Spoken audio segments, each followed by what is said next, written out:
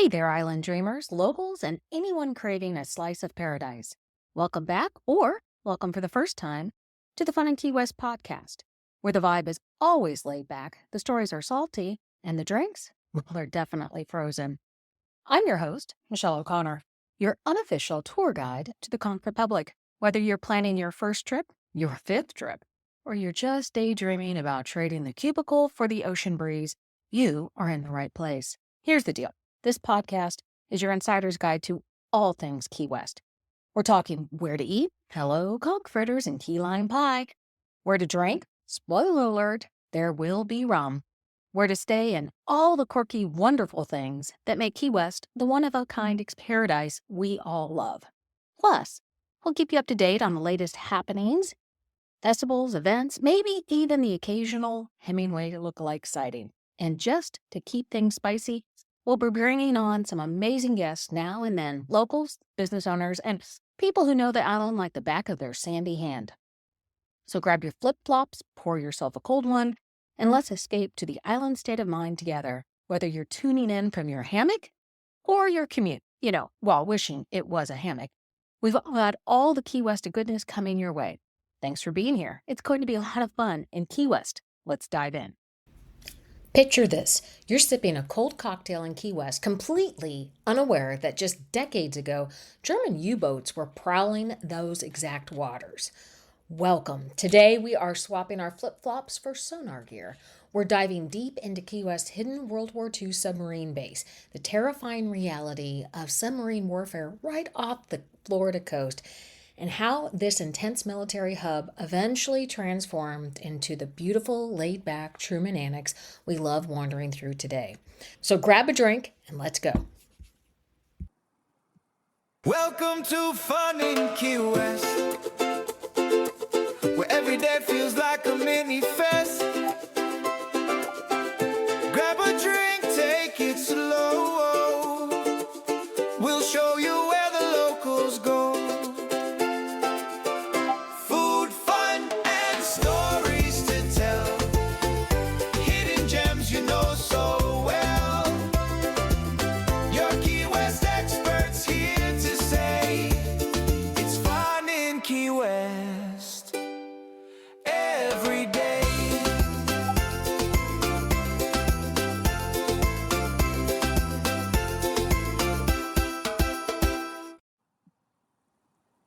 Welcome, everybody, to another episode of the Fun in Key West podcast. I am Michelle with Fun in Key West, and I am so glad that you are here for an episode of Fun Fact Friday.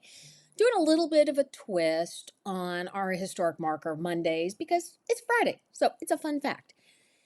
Today, we're going to explore something, and there used to be a time where the most dangerous thing in Key West wasn't Duval Street and being too entertained on Duval Street, if you want to look at it from that perspective. It was actually, the dangers were hidden under the water in Key West and around Key West. And so today we are talking about a marker, a historic marker. And this isn't just a historic marker, but it's a story about war, it's a story about innovation, and it's a story about the quiet underwater battlefield and the role that Key West played in it. So today, we are talking about historic marker number 57, and you're going to find this marker down on the western end of Southern Street, and it's going to be out by the Outer Mole marker as well as the U.S. Coast Guard Cutter Ingham Museum marker. And so today, when you're standing there, it's a calm harbor. You're going to see tourists wandering around. You're going to be enjoying the peace and quiet of Key West and the area around Truman Annex. But at one point in time, a long time ago, this area was filled with submarines, believe it or not, military activity, and constant training. As you come into Truman Annex off of Mallory Square, you're going to see some signs there that talk about the history of the military base there. And at one point in time during its peak, the military base actually had something like 15,000 enlistees and officers that were stationed in Key West, along with an additional 4,000 people who were just supporting them, either being spouses or people that came in to help support the military base. Today, obviously, it's a much smaller base, but this was a big thing back when the base was very active. But the story about the submarines and this submarine base starts long before World War II. I'm going to pop around a little bit in the timeline. So as you're listening, don't feel like, Michelle, your timeline doesn't line up. It doesn't line up because I want to point out some certain things that happened. And so it's not going to be in chronological order. But in 1845, the Army installation got its start at Fort Zachary Taylor. And so it started off being the Army military base in 1845. Later, it transitions over to Navy control. And in 1947, it is officially named the Fort Zachary Taylor Annex to the Naval Station of Key West. Very proper name, right? But as we were starting to go through this whole transition from the Army to the Navy, there was construction that was done along what's now known as the Outer Mole. And they put in 5 metal finger docks. Now, basically, and I had to look this up, a finger dock is like a parking spot for a submarine. So it's a parking space that the submarine can go in. And in that space, that's where it can get fueled. It can have maintenance done on the submarine. And it allows for rapid deployment because then it's a parking space. It's a temporary holding spot. The area that this is all in now, as you wander through and you go explore the Ingham and everything else around there, that is now known as Truman Annex. But back then, this, again, like I said, was a hustling, bustling area of what was known and all the activities that was happening during that time. But then we go to war. And if you bear with me, this is almost like your cinematic moment. During this period of time, you had German U-boats. And so at this point in time, Germany has one of the largest submarine forces out there. And it was because of something that happened. It was a glitch in the Treaty of Versailles. But Germany was allowed to grow and expand their submarine fleet.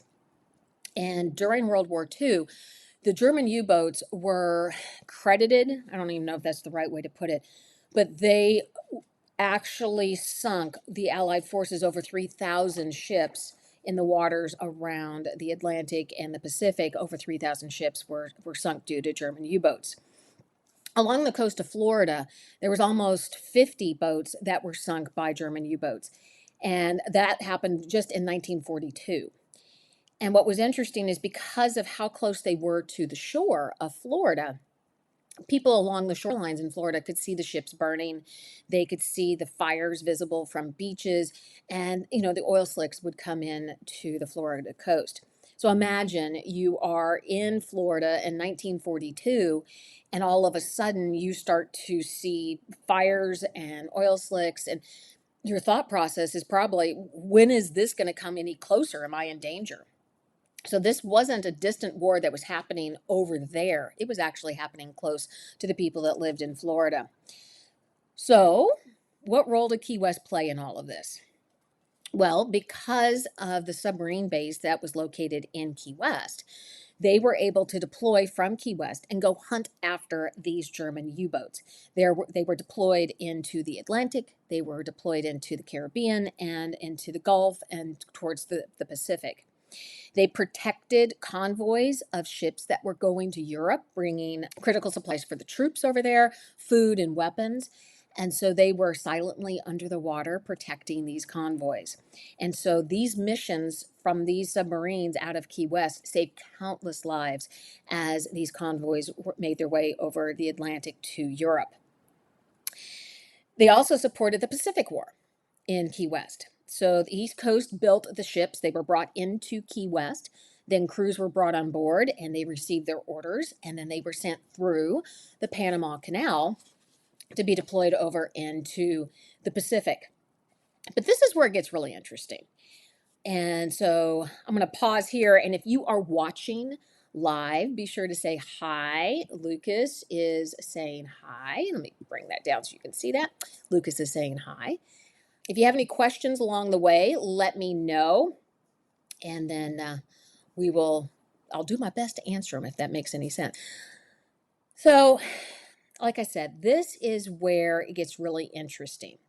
And again, this is where I'm jumping back in the timeline. In 1940, the Fleet Sonar School moved to Key West. And sonar is how you see with sound. So think of bats. That's how bats see because of sonar. And if you've ever watched some of those older war movies and you see them in the submarines, everybody has to be really quiet because that's how everybody was able to hear. Sound traveled far easier through the water. And so it was basically you had to go silent, and that's how they found all of these German U-boats. And that's how the German U-boats found everybody else as well, as through sonar. But it, again, was one of the few ways that you could detect these German U-boats was through sonar. And it was absolutely game-changing in Navy warfare. And thousands of sailors were trained at the Key West Fleet Sonar School, and they were able to take those skills and use them to save countless lives. So Key West became the hub of innovation for sonar. So after the war, we get beyond World War II. What happens to all of this? Well, I'm going to go back a little bit. So in 1946, the area is officially designated as a U.S. naval submarine base in Key West. In 1947, the Navy officially takes over the whole area known as Truman Annex. And then technology starts to shift. Up to this point, submarines were diesel powered, their engines were diesel powered.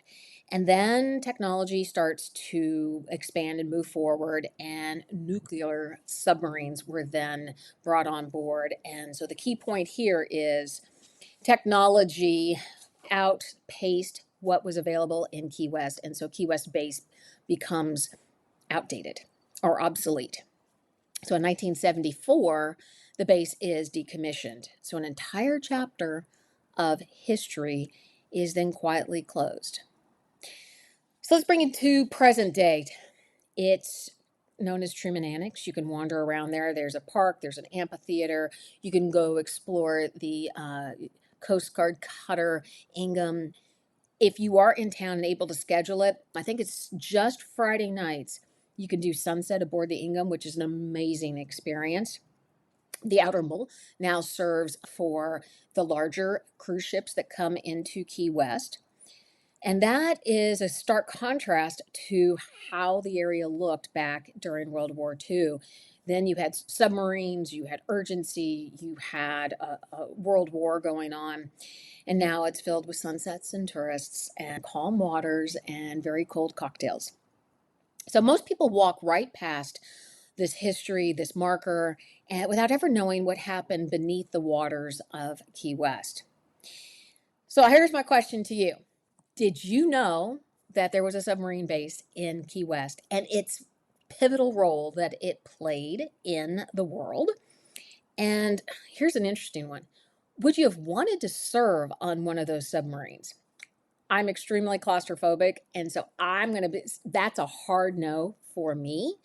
But I'd be curious, is that something that would have interested you to be able to serve on one of those submarines during that time?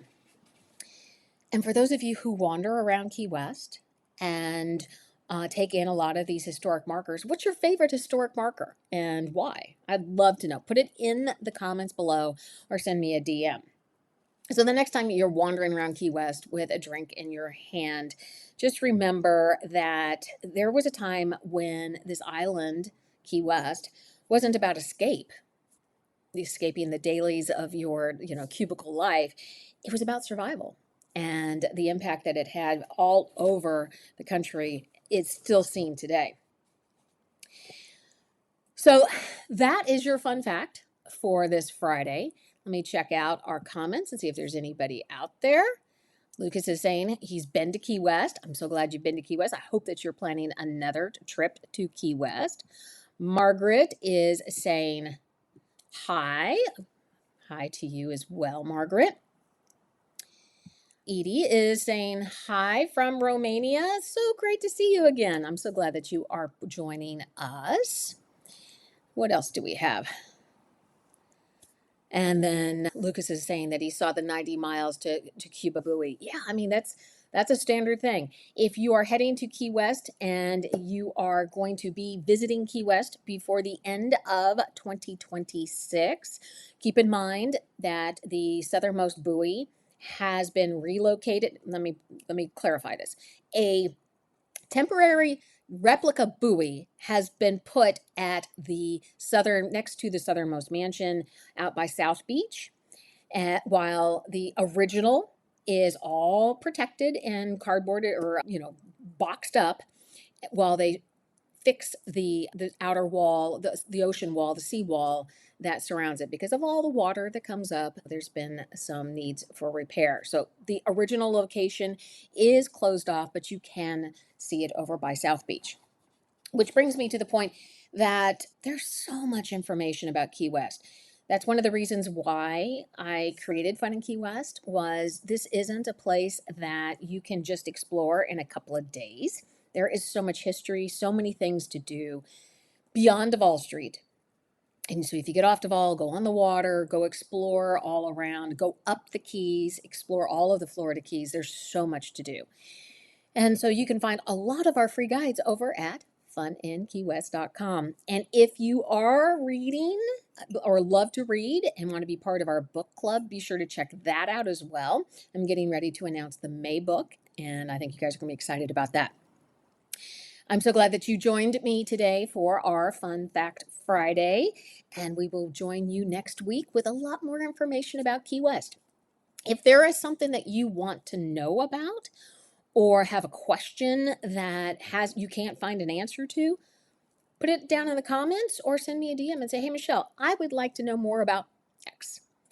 Be sure to check out us all on all the socials, TikTok, Instagram, YouTube, Facebook. We're all over. And also our podcast, wherever you stream your podcast. You guys have a great weekend, and we will talk to you later. Bye.